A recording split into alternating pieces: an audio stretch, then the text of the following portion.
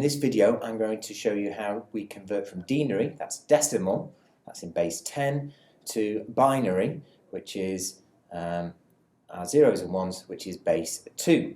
Now this works the opposite way round to how we did it last time, how we converted from binary to decimal. So if we've got a number less than 255, then we can use the same 8 bits, 8 zeros and ones that we did before. If it's a much larger number, then we need to add extra columns. The difficulty with this method is you don't know which one to work for unless you've remembered your multipliers. So let's start with a number that does fit in with this because it's less than 255. I'm going to pick the number 97. And this is in base 10. I indicate it's base 10 by putting the number there. So this is a decimal or denary number. So to convert it, I say, how many times can I fit 128 into 97? The answer is none, so I put a 0. How many times can I fit 64 into 97? And the answer is I can fit that in once. So I put a 1. I then take 64 from 97 and I'm left with 33. So I say, how many times can I fit 32 into 33? The answer is once. So I put a 1. I take 32 away. That leaves me with 1. And so I ask myself, how many times can I fit 16 into 1? The answer is I can't. How many times can I fit 8 into 1? I can't.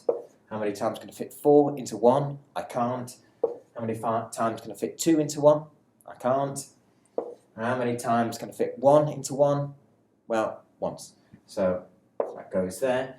And I take 1 away, that will give me 0. I'm done. So this is the binary equivalent of 97. So that is equal to 1, 1, 0, 0, 0, 0, 1. And that's in base 2. And that's the answer to that problem. Now we can use a different method.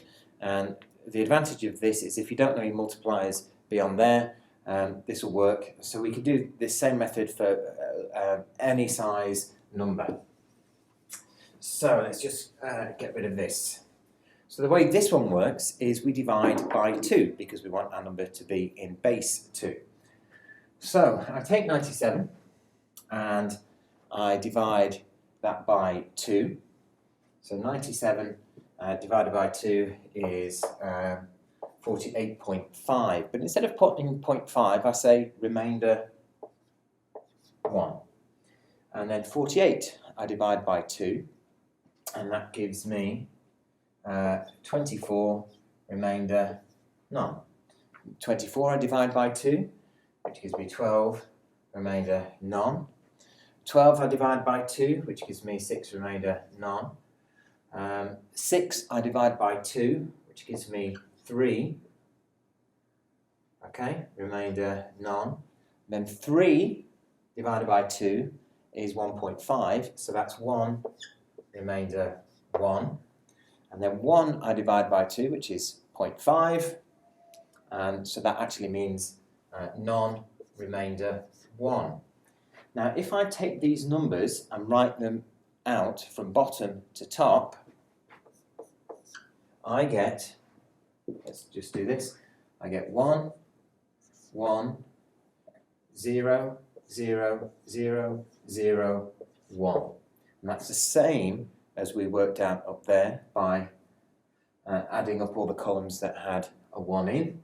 And so this is the same answer, 1, 1, 0, 0, 0, 0, 1 in base 2. So that's how we convert a decimal number into a binary number. 2 methods, columns or divide 2.